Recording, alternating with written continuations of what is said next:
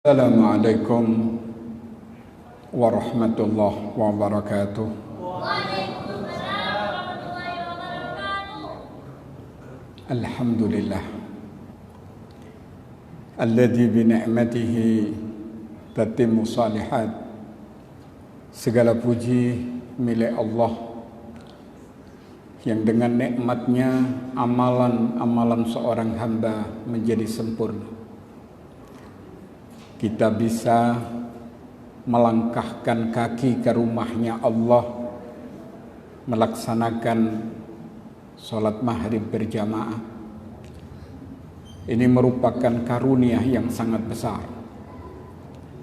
Berapa banyak orang-orang yang mungkin rumahnya berdekatan dengan masjid, padahal dia kalau goes 10 kilo, 20 kilo, bahkan ada yang goes dari Lumajang sampai Utama Raya. Kuat. Tapi ternyata dia tidak sanggup melangkahkan kaki ke rumahnya Allah. Hanya beberapa meter saja. Karena itu kita bersyukur kepada Allah bisa menyempurnakan kewajiban sholat maghrib berjamaah. Asyhadu an la ilaha illallah wa asyhadu anna Muhammadan abduhu wa rasuluh. Aku bersaksi bahwasanya tidak ada ilah yang patut diibadahi dengan benar kecuali Allah, dan bahwasanya Muhammad adalah hamba dan utusannya. Keyakinan ini harus kita patrikan di dalam hati kita masing-masing.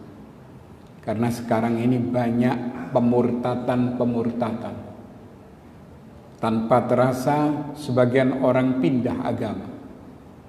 Karena itu Rasulullah sallallahu alaihi wasallam menyatakan, "Man kana akhiru kalamihi la ilaha illallah dakhalal jannah." Barang siapa yang akhir kalimatnya mengucapkan kalimat tauhid, kalimat la ilaha illallah, dipastikan orang itu masuk ke dalam surga. Qala Allah Ta'ala fi kitabihil karim, Allah berfirman di dalam kitabnya yang mulia, fadkuruni azkurkum washkuruli wala takfurun. Ingatlah kamu kepadaku, aku akan ingat kamu. Syukuri nikmatku, jangan sampai engkau mengkufuri. Dua perintah. Ingat Allah, otomatis Allah akan mengingat kita. Kita ini siapa? Tapi diingati oleh Allah, menunjukkan kemuliaan seseorang yang berzikir kepada Allah. Begitu juga kita wajib mensyukuri nikmat Allah, jangan sampai mengkufuri. Dan perlu diketahui bersama, syukur nikmat ini berbanding lurus dengan ketaatan kepada Allah. Jadi tidak bisa orang mengatakan saya ini loh orang yang paling bersyukur, tapi dia sholatnya tidak di masjid. Dia masuk kategori orang yang kufur nikmat. Walaupun dia mengucapkan alhamdulillah, alhamdulillah, tapi tidak ke masjid, orang kufur nikmat. Amma ba'd, ayyuhal hadirun, jamaah kajian yang dirahmati oleh Allah. Alhamdulillah, pada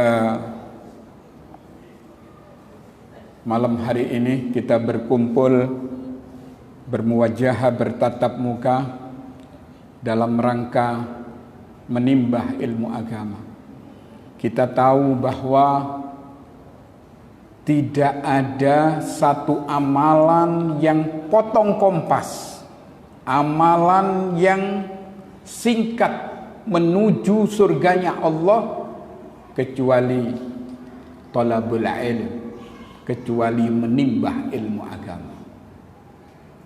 Sebagaimana Nabi menyatakan, wa man salaka tariqan yaltamisu fihi ilman sahallallahu lahu tariqan ilal jannah. Dan barang siapa yang menempuh jalan untuk menimba ilmu agama, maka Allah akan memudahkan jalan orang itu menuju surga. Dan orang yang dikehendaki masuk surga adalah orang yang difahamkan tentang agamanya. Bukan dikayakan hartanya, ditinggikan pangkatnya, disehatkan badannya, belum tentu. Karena Nabi pernah menyatakan, mayyuridullahu bihi khairan yufaqihu fid-din. Barang siapa yang dikehendaki oleh Allah menjadi baik, maka orang itu difahamkan tentang agama ini. Otomatis faham, yaitu mengamalkan dalam kehidupan keseharian. Ayuhal hadirun, siapa di antara kita yang tidak kepingin sukses dalam hidup ini? Semuanya. Kalau tidak ada atau tidak punya niatan untuk mendapatkan kesuksesan dalam hidup ini, berarti orang itu tidak waras. Orang itu perlu dimasukkan ke rumah gila. Semuanya pasti menginginkan sukses dunia, bahagia di akhirat. Maka Allah Subhanahu wa ta'ala memberikan potret kepada kita. Siapa sih yang bakal menjadi penghuni surga?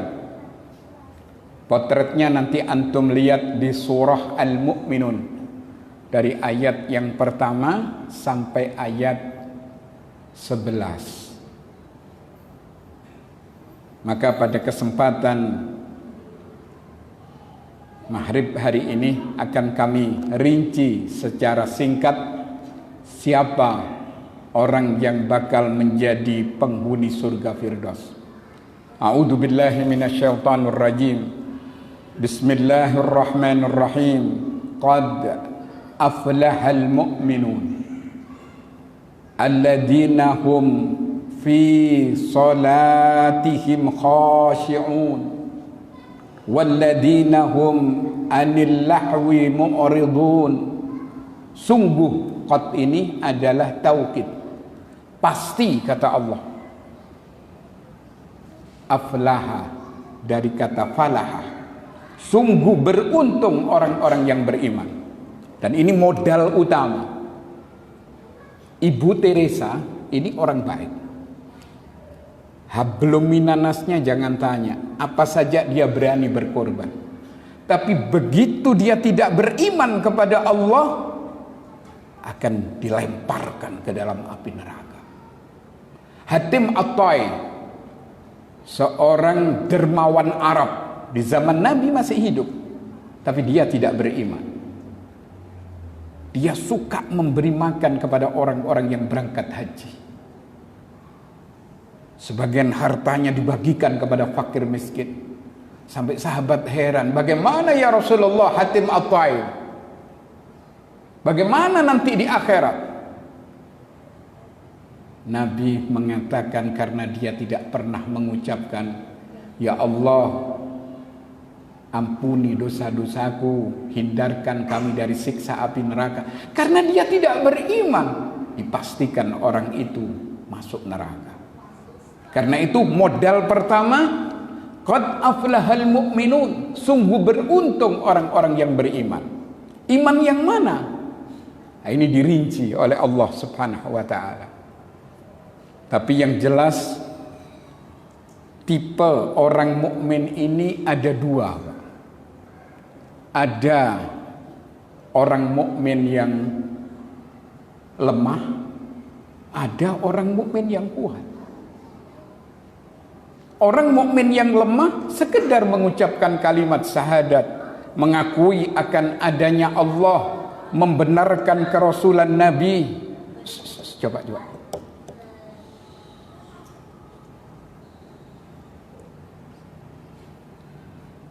Tapi ternyata pengamalannya jauh panggang dari apinya.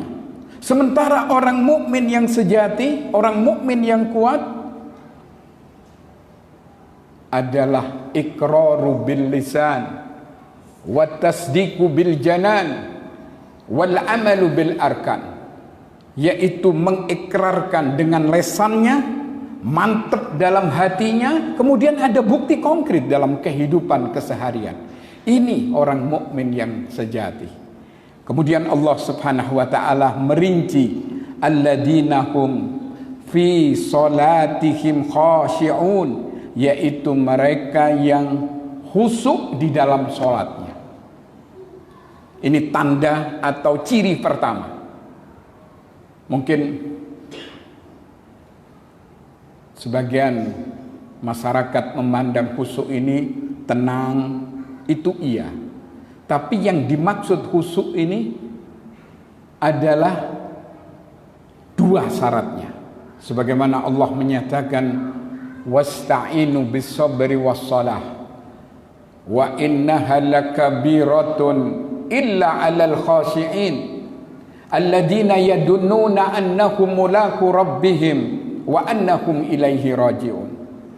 Minta tolonglah kamu kepada Allah dengan sabar dan sholat, karena sholat ini sangat berat kecuali orang yang mengerjakan dengan khusyuk. Begitu dia khusyuk, ada semacam keterikatan batin ke rumahnya Allah. Begitu ada panggilan azan langsung, ini panggilannya Allah, bukan panggilan presiden, apalagi orang biasa. Ini panggilannya Rabbul Alamin.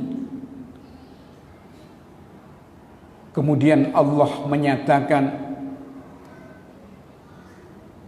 alladzina yadunnuna annahum mulaku rabbihim wa annahum ilaihi raji'un.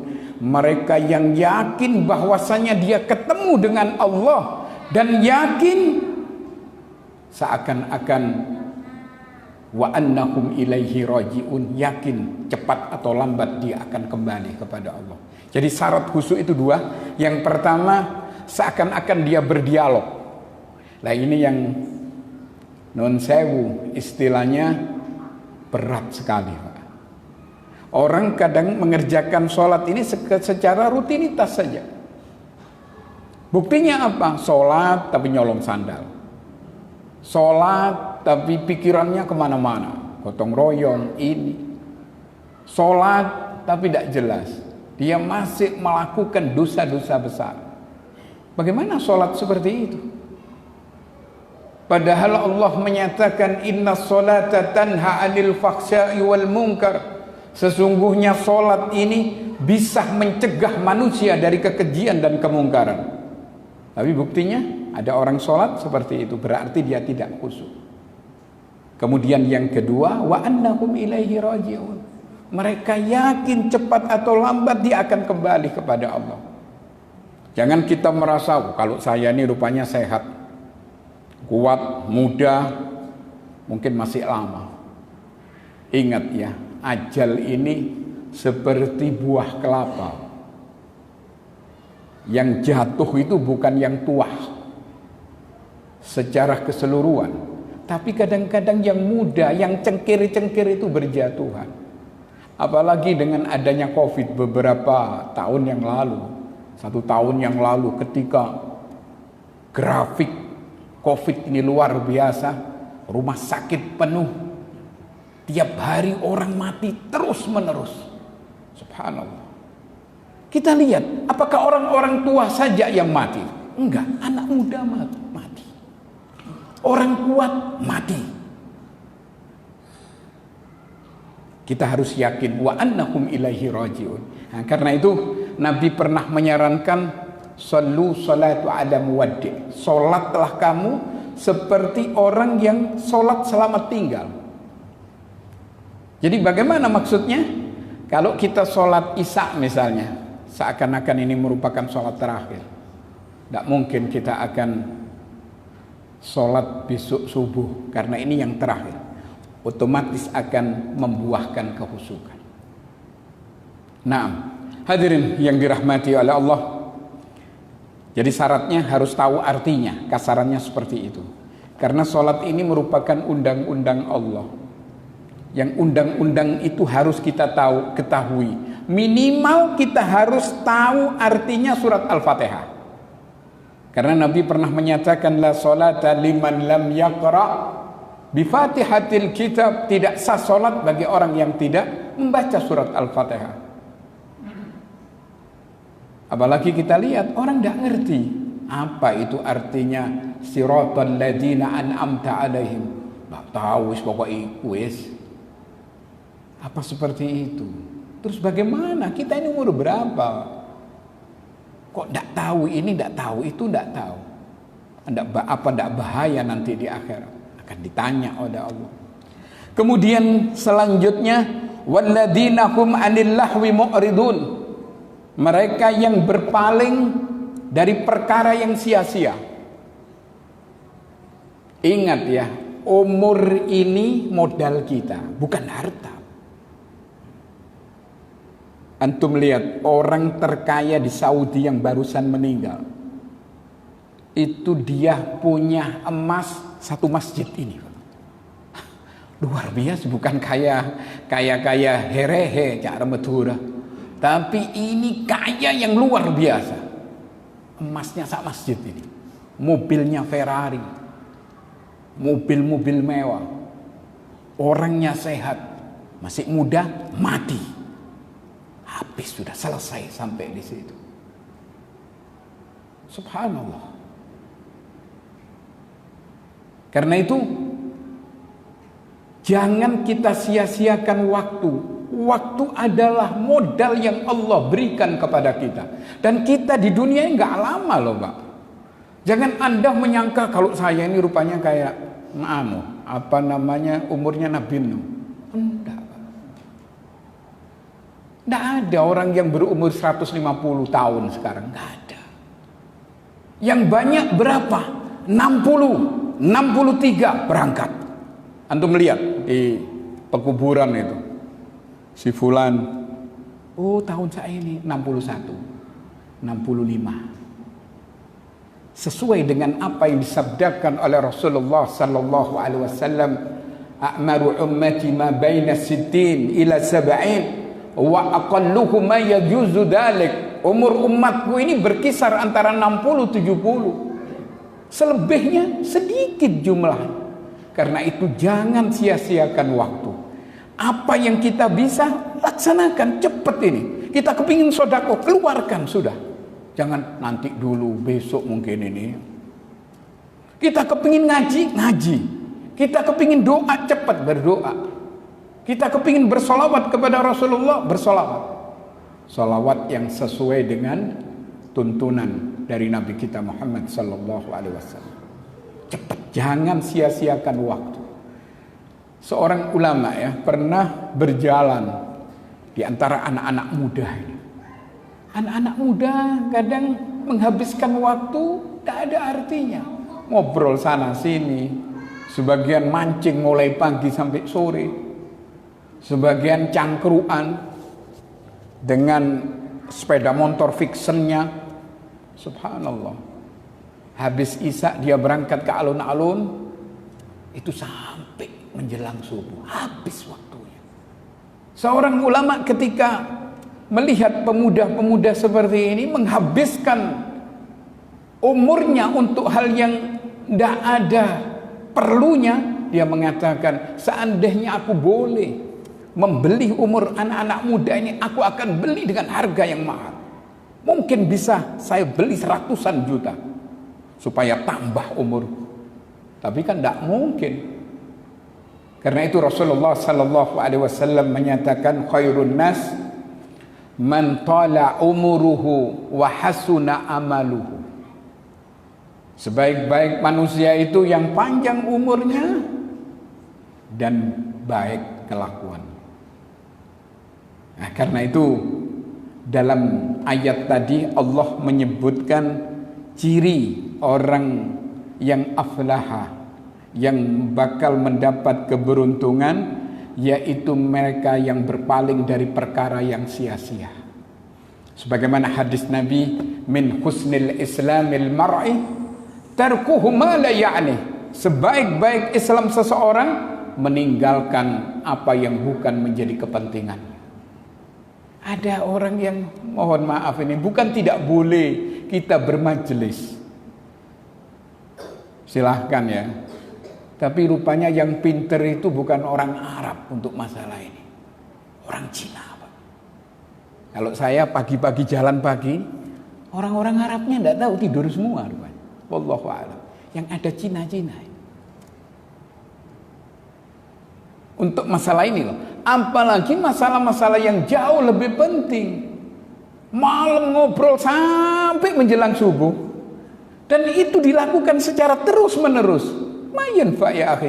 Tidak ada manfaatnya. Apa hasilnya? Apakah terus dengan kita ngelel sampai malam bisa sholat tahajud secara sempurna? Malah tambah tak karuan. Subuhnya keteteran. Padahal kita tahu begitu seseorang ini terus-menerus atau seringkali tidak melakukan sholat subuh berjamaah, na'udzubillah, orang itu ada titik munafik dalam hatinya. Hadisnya mungkin antum lebih tahu dari saya.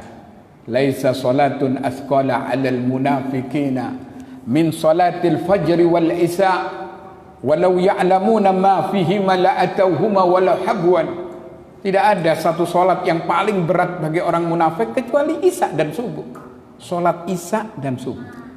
Padahal kalau mereka tahu apa yang terkandung di antara dua salat ini, la'atauhuma walau habwan, mereka akan mendatanginya walaupun dengan merangkak sekalipun.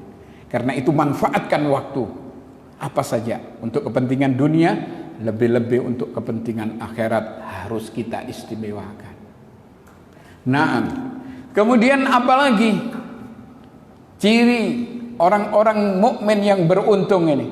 Walladzina hum lizakati fa'ilun, yaitu mereka yang menunaikan zakatnya. Caranya mudah, Pak. Biar kita tidak ribet ya cara menghitung zakat ini. Kalau zakat fitrah, insya Allah semua orang sanggup dan mudah sekali. Yang berat ini zakat mal, Pak. Seperti orang tidak paham. Zakat mal itu cara menghitungnya itu berjalan 1 tahun, usahakan pas Ramadan, baik di awal, pertengahan atau akhir Ramadan, pokok dalam Ramadan.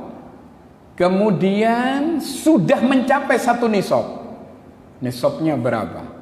Ya sekitar 85 gram emas. Yang sekarang mungkin berapa? 700.000 per gramnya. Ya antum kalikan 85. Ya mungkin sekitar hampir 60 juta. Begitu kita punya uang 60 juta, keluarkan zakatnya. Atau lebih kurang dari itu ya. Seperti itu. Ada orang subhanallah tidak ngerti. Yang penting kan sedekah Ustaz. Iya. Tapi zakat ini merupakan kewajiban mutlak bagi seorang muslim yang punya harta berlebih. Kalau tidak, subhanallah, harta ini akan dijadikan ular yang sangat berbisa. Memang antum tidak mungkin ditangkap polisi walaupun tidak zakat. Oh, sampai tak tangkap, tidak kira, tidak ada. Tapi nanti ditangkap oleh zabaniyah. Dan harta ini tiba-tiba dirubah oleh Allah menjadi ular yang sangat berbisa. Dan ular ini mengatakan, ana maluka, ana kanzuka, aku dulu hartamu, aku dulu simpananmu. Kemudian ular ini menggigit.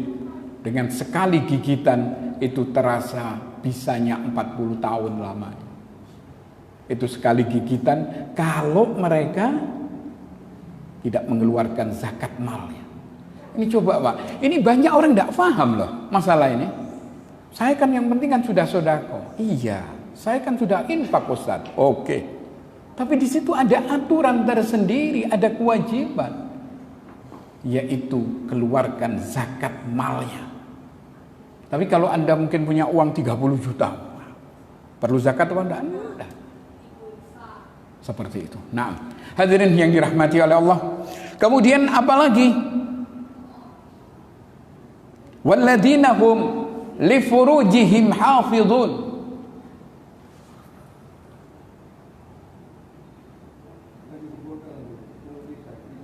Dipisah aja. Ya. dan orang-orang yang menjaga kemaluannya, kehormatannya. Yang banyak berbuat dosa ini siapa, Pak? Yang paling gampang terpeleset kepada perbuatan maksiat, terutama masalah farj, masalah kemaluan, bukan perempuan, laki-laki. Antum lihat di negeri tercinta ini, tempat-tempat prostitusi ini disediakan. Ada yang namanya Joboan, ada yang namanya Embong Miring, ada yang namanya Surabaya, apa? Surabaya ini subhanallah, kota seks terbesar, mengalahkan Jakarta mungkin. Tempat-tempat ini dibuka, Allah karim. Orang-orang yang imannya tipis atau imannya nanggung saja, dia punya uang berangkat ke sana. Bagaimana Allah tidak menurunkan azab? Rasulullah sallallahu alaihi wasallam menyatakan, idza dhaharar riba waz-zina fi qaryah faqad akhallu bi anfusihim adzaballah. Apabila riba, zina itu terjadi terang-terangan di satu kota, di satu desa, di satu tempat, kota atau desa atau tempat itu telah menyiapkan dirinya untuk diazab oleh Allah. Karena itu orang mukmin yang sejati, walladzina hum li furujihim hafidun, sanggup menjaga kehormatan diri. Nah, ini banyak, Pak. Saya kepingin tahu ya. Dan mungkin dari laki-laki yang murni tidak pernah berbuat zina, mungkin bisa dihitung dengan jari. Kadang sudah punya istri masih berangkat. Iya, karena imannya lemah, uangnya banyak. Allah karim. Padahal kita tahu dosanya, di samping sangat berat. Kalau dia tidak cepat bertobat, posisi mati seperti itu, belum bertobat, dia sudah terbiasa melakukan zina. Mungkin malam minggu, atau mungkin sebulan 2 kali. Ada yang seperti itu. Nah, ini kita sisihkan harta ini untuk ini, nyoba yang itu, nyoba yang gemuk, nyoba yang kurus. Allah. Kenikmatannya hanya sesaat. Tapi di balik itu Nabi pernah menyatakan, idza zanal abdu kharaja minhul iman fakana kadillati ala ra'sih summa idza aqla'a raja'a ilaihil iman.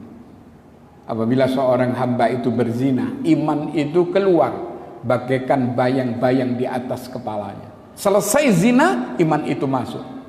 Berapa banyak kita lihat Valentine Day yang bukan suami istri, anak-anak muda, habis rob, kemudian dia berzina, kemudian dia berangkat dengan sepeda motornya, mati tabrakan di situ. Matinya bagaimana ini? Karena itu orang-orang beriman, dia menjaga kemaluan. Oh, saya kurang Ustadz kalau cuman 1. Yang ideal itu kan 2. Betul itu. Yang ideal memang 2. Kalau 1 ini, kalau tidak sanggup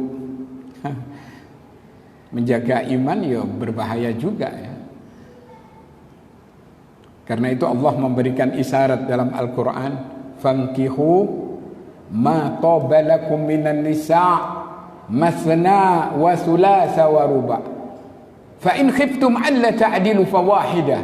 Nikahilah wanita yang kamu senangi, 2, 3, 4. Tapi ingat, kalau engkau tidak sanggup berlaku adil, cukup dengan 1. Cuman sekarang ini repot ya. Begitu seorang melakukan poligami, sak kampung tidak setuju. Oh, posakan ya. Begitu dia berzina, punya gendaan, kayak tidak ada masalah. Tidak apa-apa, orang laki. Atau sekedar dianggap orang masuk toilet seperti orang kencing saja. Sik nguyuh sebentar. Oh, zina. Allah karim. Nah, kemudian apa lagi? Allah Subhanahu wa taala mengecualikan illa ala azwajihim aw ma malakat aymanukum fa innakum khairu malumin, kecuali kepada istri mereka atau budak-budak yang dia punyai, maka mereka tidaklah tercelah. Ingat Pak ya, budak ini bukan khaddam loh ya. Ini kadang-kadang tidak apa-apa Pak Ustaz, ini kan saya bayar ini. Kalau saya ngelak ya sudah, tidak apa-apa. Yang penting kan tidak hamil. Astagfirullah. Budak ini adalah hasil dari peperangan. Yang kalah ditawan budaknya, bukan disiksa. Dan itu hak laki-laki. Di zaman Nabi ini hampir tidak ada yang nikah cuma satu. Hampir semuanya 4, 3, 2. Kecuali Abu Ubaidah ibn al-Jarrah, satu istrinya. Lainnya lebih dari itu. Umar lebih dari satu. Abu Bakar lebih dari satu. Lebih-lebih Nabi kita Muhammad sallallahu alaihi wasallam secara khususnya seperti itu. Nah, hadirin yang dirahmati oleh Allah,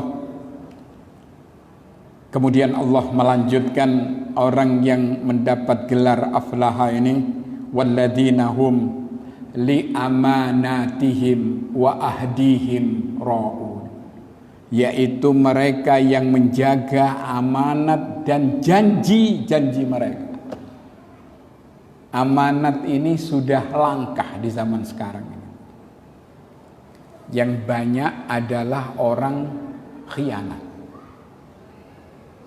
Seandainya ya para pemimpin, kami tidak menuduh siapapun, amanat, subhanallah, tidak ada mungkin kemiskinan.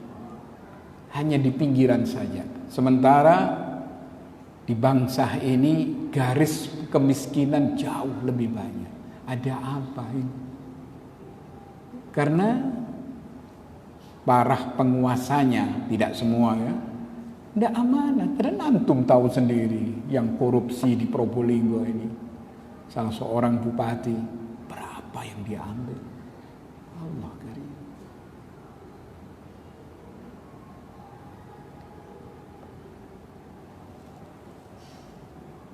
Ada satu hadis yang diriwayatkan Al-Imam Al-Bazzar. Kata Sayyidina Ali.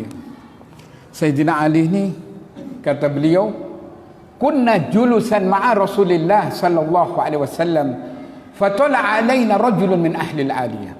Kami ketika duduk-duduk dengan para sahabat dan di situ ada Nabi. Sungguh sangat mulia. Di situ ada manusia terindah di muka bumi ini. Manusia yang paling dicintai oleh Allah. Semua para sahabat ini takzim. Tiba-tiba muncul orang desa, Pak. Orang desa ini biasanya toto keramanya kurang mengerti ya. Dan Nabi pun menyadari. Di tengah ini tiba-tiba orang itu langsung ke muka Nabi, ke depannya.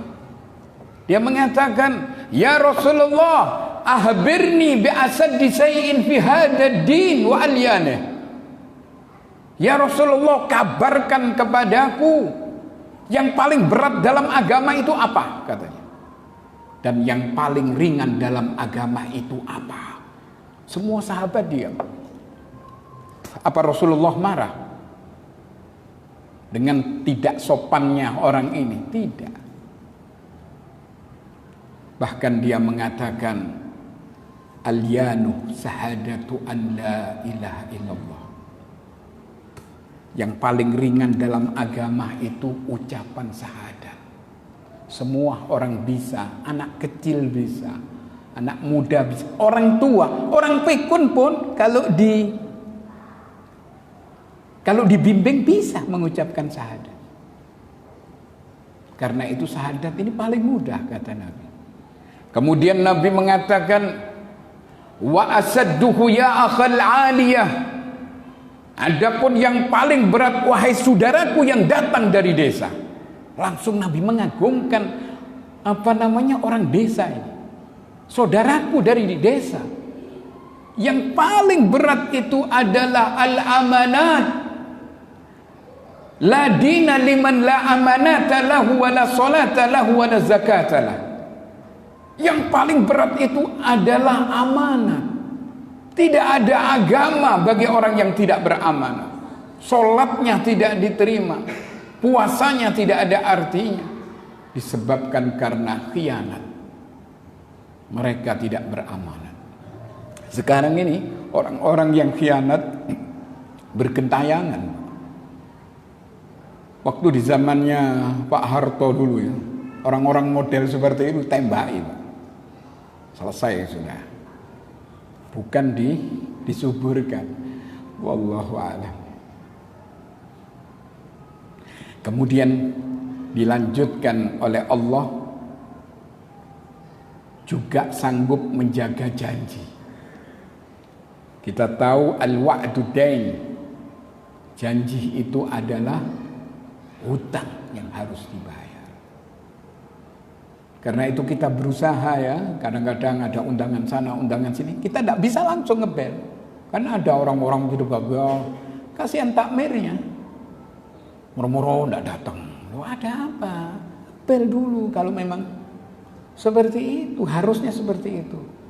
Malah kalau perlu datangi, itu yang lebih sempurna. Kalau sekarang sudah dengan teknologi yang canggih ini, cukup dengan WA atau telepon, bahwa kami ada kepentingan mendadak, kami ada urusan yang memang tidak bisa diteruskan karena mungkin ada saudaranya yang meninggal atau mungkin ibunya. Tapi sampaikan janji. Ingat, orang yang menyelisihi janji ini adalah kebanyakan dari orang-orang munafik. Ayatul munafik salasun, idza haddatsa kadzdzab, wa idza wa'ada ahlaf, wa idza atumina ghana. Tanda-tanda orang munafik itu 3. Kalau ngomong cak remedurah banyak carpak. Kalau janji menyelisih janji. Kalau dia diberi amanat malah khianat. Maka orang-orang yang beruntung menjaga amanah, menjaga janji mereka. Kemudian Allah menutup ayat ini, walladzina hum ala sholawatihim yuhafidun, dan orang-orang yang menjaga sholat mereka 5 waktu. Selalu qalbuhun mu'allakun bil masajid, hatinya itu terikat kepada masjid. Ini orang-orang istimewa, Pak. Bahkan orang-orang yang sanggup menjaga sholat 5 waktu di masjid, dia akan mendapat naungan Allah, yang pada waktu itu tidak ada naungan kecuali naungan Allah. Ini sekarang ini kan panasnya luar biasa. Aduh, tak kagak ya. Apalagi di Probolinggo ya. Di Lumajang sekarang ini panas luar biasa. Pernah kami keluar bawa mobil. Ini AC-nya apa, freonnya terganggu atau apa? Enggak. Sampai kita buka baju, tapi di dalam mobil, saking panasnya. Begitu masuk di Probolinggo, waduh, tambah nemen dah karuan. Bondowoso, apalagi Madura, Allah karim. Itu panas-panas biasa sebetulnya. Nanti di akhirat manusia seperti terpanggang. Tapi mereka la yahya wa la yamut. Tidak hidup, tidak mati. Tapi ada orang-orang yang istimewa. Siapa? Walladzina hum ala sholawatihim yuhafidh. Mereka yang sanggup menjaga sholatnya 5 waktu, dia akan mendapat payung. Subhanallah. Orang semua kepanasan, kita nyaman. Kenapa? Karena kita sering melangkahkan kaki ke rumahnya Allah. Nah, hadirin yang dirahmati oleh Allah. Kemudian Allah menutup ayat ini, ulaika humul warisun. Mereka itulah yang bakal mewarisi.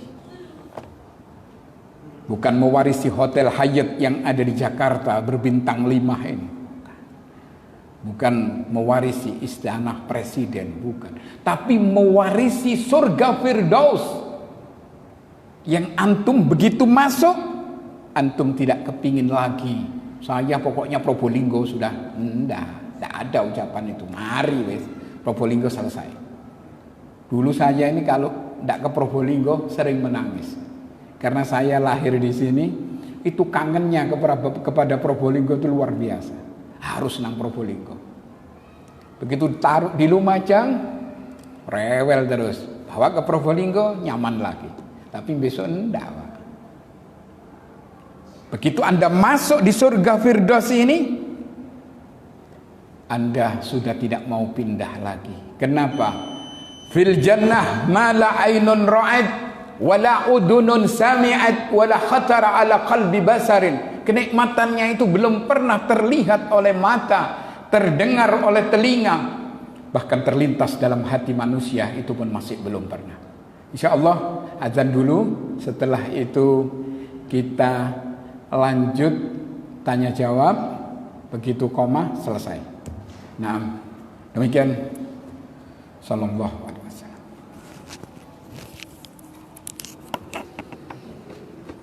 Allahu akbar, Allahu akbar.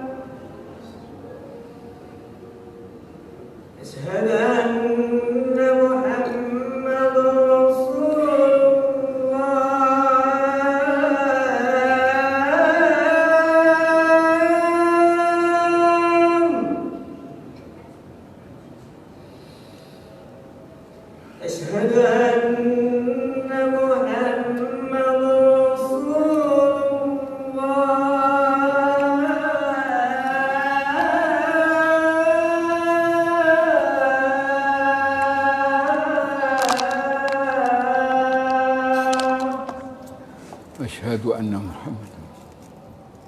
Hayya 'alas salat.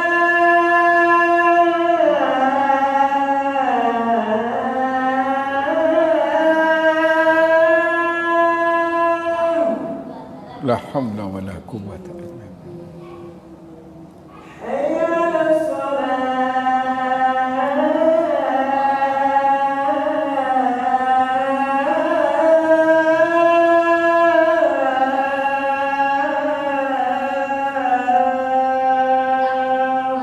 La haula wala quwwata. Hayya 'alal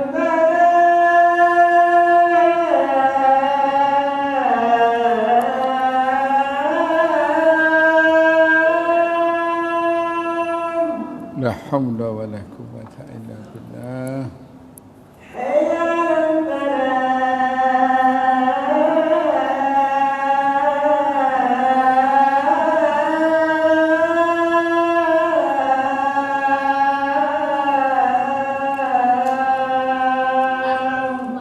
haula.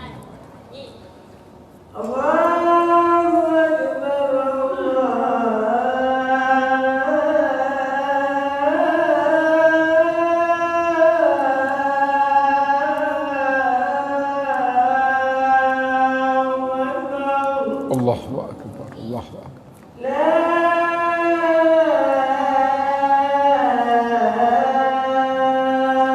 ilaha illallah. لا إله إلا الله. اللهم رب هذه الدعوات التامة والصلاة القائمة آت محمد الوسيلة والفضيلة وبعث المقام. الحمد لله Wassalatu wassalamu ala Rasulillah sallallahu alaihi wasallam wa ala alihi wa ashabihi ajmain. Allah menyebutkan di akhir ayat ini bahwa orang-orang yang aflaha akan mewarisi. Yang diwarisi bukan kemegahan di dunia. Alladzina yarisunal firdaus hum fiha khalidun. Mereka akan mewarisi surga Firdaus. Surga Firdaus itu berada di tengah. Kemudian dari tengah surga ini ada 7 surga yang mengelilingi.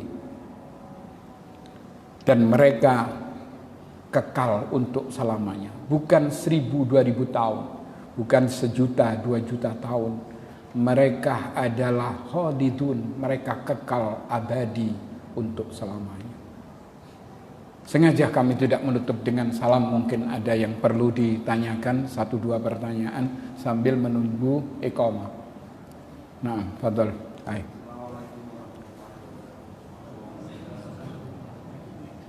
Tentang zakat mal tadi, tadi dikatakan setara dengan 85 Gram emas.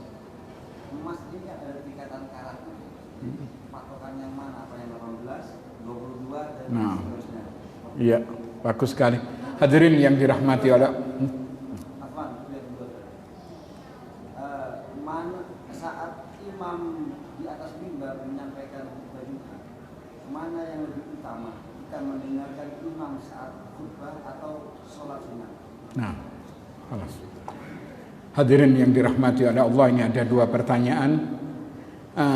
Karat atau emas ini apa 22 karat, 18 karat atau 23 karat?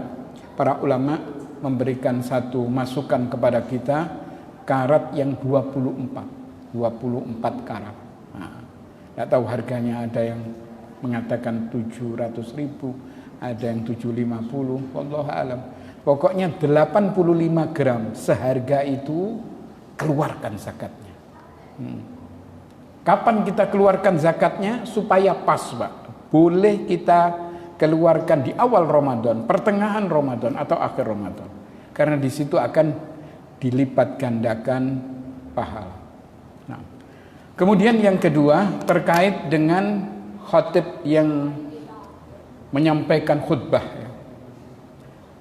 Begitu khatib menyampaikan khutbah, ada orang datang, apa langsung duduk mendengarkan khutbah atau sholat? Ini pernah kejadian di zaman Rasulullah Sallallahu Alaihi Wasallam. Ada orang ketika Nabi berkhutbah, orang itu datang langsung duduk. Maka Nabi mengatakan, kum fasalli rak'atain falyatarakhas. Berdiri, laksanakan 2 rakaat tapi percepat. Maksudnya apa? Mungkin dengan mencukupkan Al-Fatihah di rakaat pertama dan Al-Fatihah di rakaat kedua, kemudian itu dengarkan khutbah. Seperti itu. Tapi usahakan ya, kita ini jangan sampai telat. Kenapa kita ini mampu melaksanakan kewajiban bekerja misalnya di satu instansi jam 7, jam setengah 7 kita sudah datang di situ. Dan kita jarang telat. Kenapa ini panggilannya Allah kok telat terus, ada apa? Seperti itu, usahakan jangan sampai telat. Ada lagi? Nih, monggo.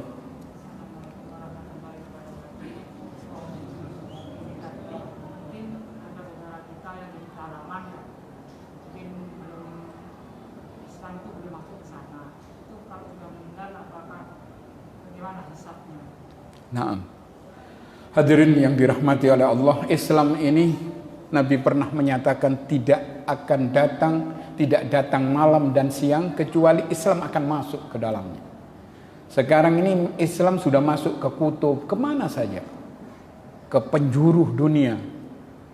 Saya kira tidak ada alasan, apalagi dengan teknologi yang canggih sekarang ini. Kita mau mendengarkan kajiannya syekh-syekh yang ada di Saudi, cukup dengan mengklik kita bisa menunjukkan mudahnya agama ini. Nah, kemudian kalau memang seperti yang ditanyakan, memang di pedalaman misalnya sampai tidak terdengar azan, tidak ngerti apa-apa, ini mungkin ada rukhsah dari Allah Subhanahu wa taala, tapi bagaimanapun dia wajib untuk mencari. Tidak mungkin dia dihidupkan ini seperti hidupnya ayam, makan, minum, melestarikan keturunan. Tidak, kita ini hidup adalah untuk mengabdi kepada Sang Pencipta. Maka yang jelas Allah memberikan akal, dia harus tahu, ini kok masa seperti ini hidup. Coba kita ke kota, coba kita safar kemana, nanti akan tahu seperti itu. Tapi kalau memang memang tidak paham, tidak tahu ya, yang jelas Allah akan memberikan rukhsah kalau seperti itu. La yukallifullahu nafsan illa wus'aha. Allah tidak akan memberikan beban kecuali menurut kemampuannya. Itu saya kira yang kami. Ada lagi mungkin? Ini, mari. Kalau pas sholat Jumat, pas adzan, kita nunggu adzan dulu atau sholat sunnahnya ya? Kayak masjid nunggu adzan selesai atau berbarengan sama adzan ya? Nah, kalau azan masih pertama, misalnya Allahu Akbar, kita sholat, tidak ada masalah. Karena di zaman Rasulullah itu ada beberapa sahabat sudah mendengar azan, tapi mereka langsung ke tiang-tiang untuk melakukan sholat sunnah. Itu disebutkan oleh para ulama kalau azannya masih awal. Tapi kalau sudah pertengahan mau selesai, tidak usah, kita menunggu azan sampai selesai. Dan itu semua sama-sama ada dalilnya, sama-sama ada keterangannya. Kita boleh memilih yang mana. Kita masalah ini ikhtilaful ulama banyak sekali. Tapi yang jelas kalau masih pertama kita sholat. Tapi kalau sudah di pertengahan, dengarkan azan. Itu pendapat yang paling tepat. Sebetulnya banyak pendapat-pendapat seperti itu. Ya, jadi afwan, jangan menyalahkan orang yang azan kemudian dia sholat. Boleh. Azan dia mendengarkan, karena mendengarkan itu satu kewajiban misalnya, boleh. Ini alasannya. Terus beberapa sahabat mengerjakan akan hal itu di awal-awal azan. Antum bisa lihat di beberapa kitab. Antum mungkin bisa lihat di dalam kitab Nailul Autar, Riyadhus Shalihin, insyaallah di bab-bab salat itu ada seperti itu. Seperti itu saya kira. Kurang berapa menit ini? Oh ya, monggo.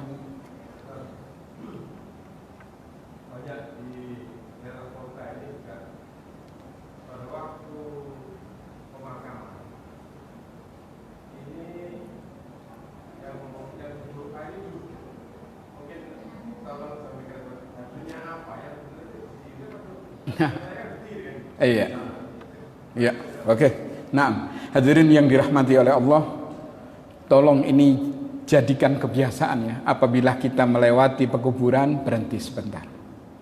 Ucapkan salam. Assalamualaikum ahlad diyari minal mu'minin wa inna insyaallah bikum lahiqun. Setelah itu baru kita berlalu. Jangan ketika ngowes kan orang-orang kadang-kadang lewat kuburan, berhenti. Ucapkan salam. Kemudian mana yang tepat itu ada dua yang diperbolehkan. Kalau duduk tidak ada contoh ya. Apalagi duduk di pusara, haram hukumnya. Kemudian cara yang tepat bagaimana? Berdiri atau jongkok. Pokok kuat ya. Kalau yang muda mungkin kuat. Nabi ini pernah jongkok. Semua sahabat diam. Kemudian Nabi sambil mengkorek-korek tanah dengan rantingnya kurma. Kemudian Nabi mengatakan, ini mayat sudah ditentukan tempatnya, di surga atau di neraka. Semua sahabat diam, ada yang bertanya, ya Rasulullah, kalau sudah ditempatkan di surga atau di neraka, bagaimana kita harus beramal? Tidak usah kita beramal. Maka Nabi menyatakan, i'malu fa kullun muyassarun lima khuliqa lahu. Beramallah karena segala sesuatu dimudahkan oleh Allah sesuai dengan takdirnya. Jadi kesimpulannya bisa dengan berdiri ya ketika berdoa atau jongkok, jangan duduk di pekuburan.